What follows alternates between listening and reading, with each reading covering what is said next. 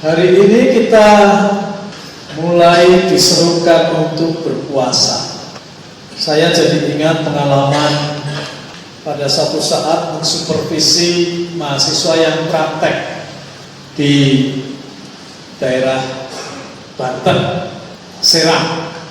Naik bus, turun dari bus sudah siang, sekitar 12-an sudah lapar. Semua sepi jalanan karena hari puasa. Dan saya coba cari warung, tutup semua. Gimana ini? Warungnya tutup semua.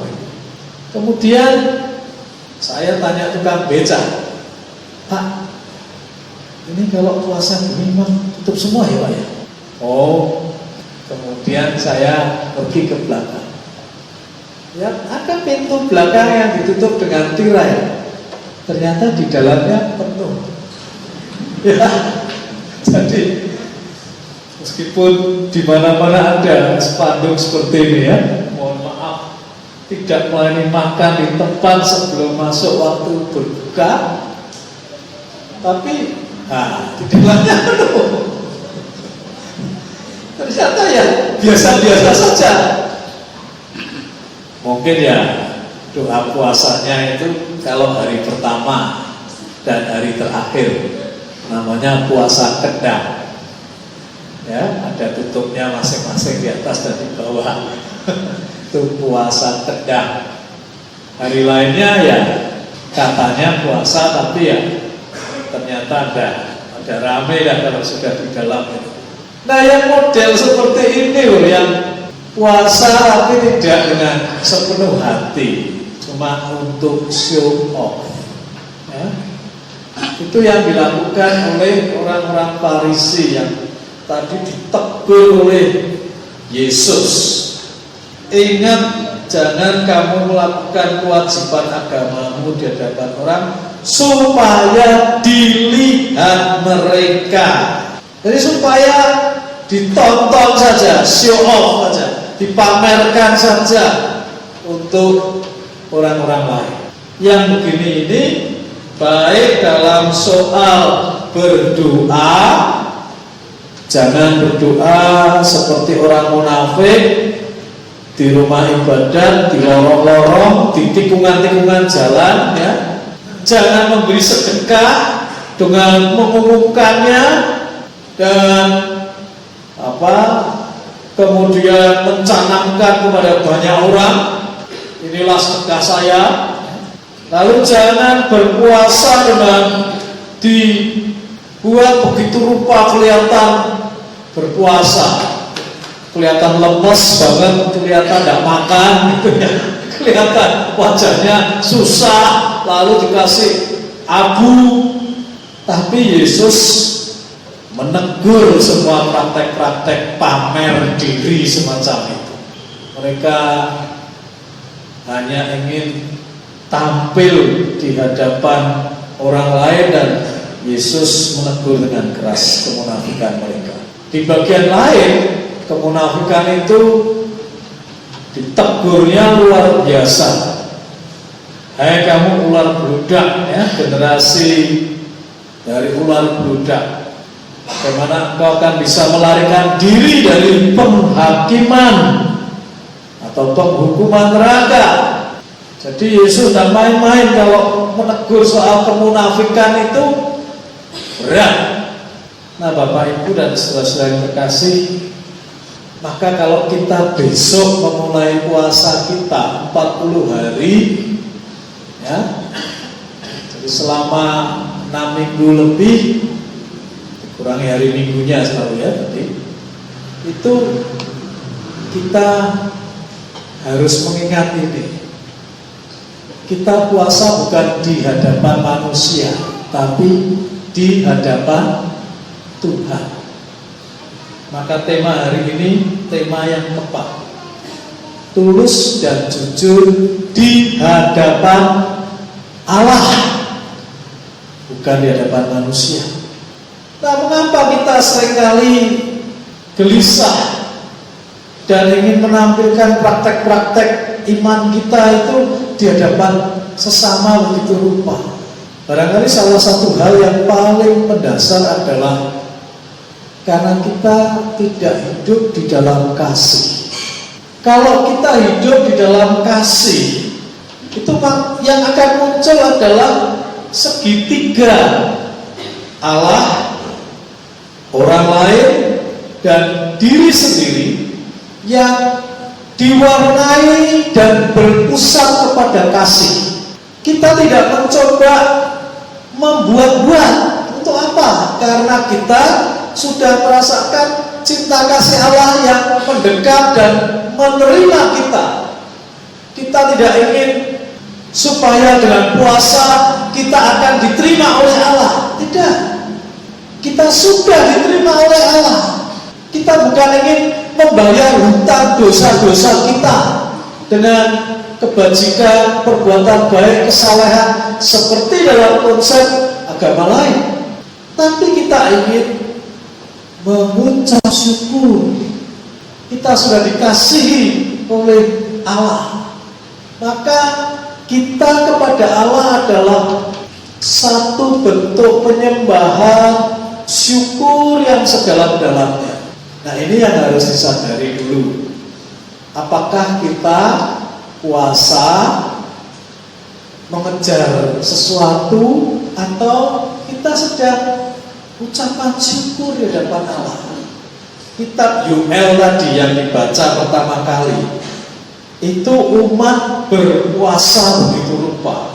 Kalau Anda baca dengan lengkap kitab Yoelnya, ternyata umat mengalami ketakutan yang luar biasa.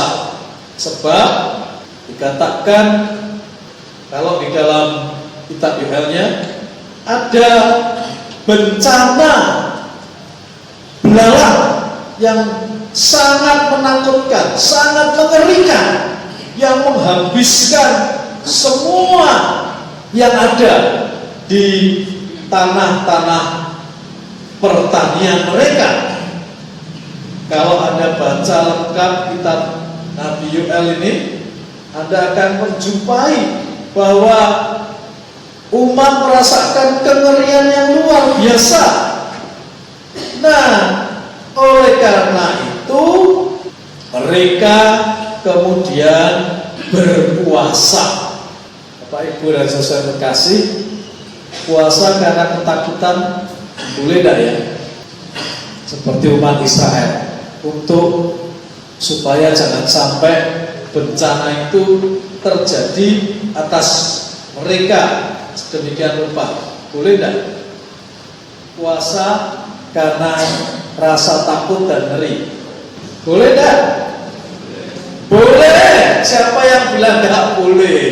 Boleh.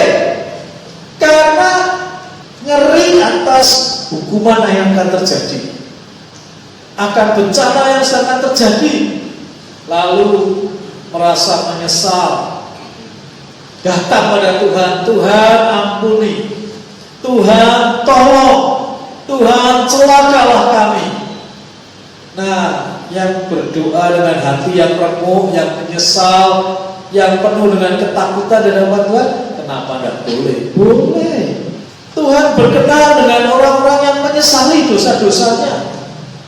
Ya. Meskipun Anda bisa kata, sudah telat, sudah terlanjur, baru ketangkep, baru kemudian berpuasa, ya tidak ada gunanya, tetap disidang, tetap masuk penjara misalnya, kalau yang korupsi. Atau yang sudah konangan, sudah telat, istrimu sudah mau minta cerai, kamu baru mau minta ampun sama Tuhan, berpuasa lagi menangis di hadapan Tuhan, telat. Tapi daripada tidak pernah menyesal, bagus mana? Ya menyesali bahwa keluargaku harus hancur di hadapan Tuhan. Tapi toh Tuhan mohon rahmat-Mu, lembutkan kembali hatiku, hati istriku, supaya bisa bersatu kembali. Kenapa tidak boleh kita mohon rahmat Tuhan? Penyesalan belum tentu akan dikabulkan. Sudah begitu rupa situasinya sudah rusak. Tapi ketika kita datang memohon rahmat Tuhan, mengapa tidak? Orang-orang Niniwe begitu keras, brutal, kejam. Tapi ketika Yunus memberitakan, bertobatlah, sebentar lagi kota ini akan ditunggang balikan oleh Tuhan, oleh karena kekerasanmu, kekejamanmu. Raja mendengar dan raja merasa, wah, celaka. Dan dia mengajak seluruh rakyatnya, bahkan ternak-ternaknya harus ikut berpuasa. Dan kita membaca, Niniwe tidak jadi ditunggang balikan oleh Tuhan. Tuhan memberikan rahmat, kan? Yunus memberitakan berita pertobatan, mereka mengalami rahmat. Boleh.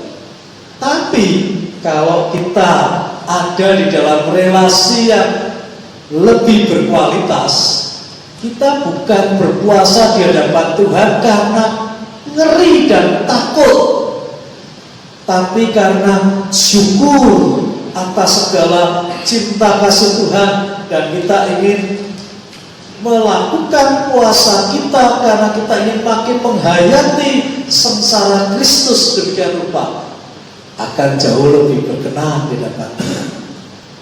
Maka pilihlah, kita mau berpuasa untuk apa?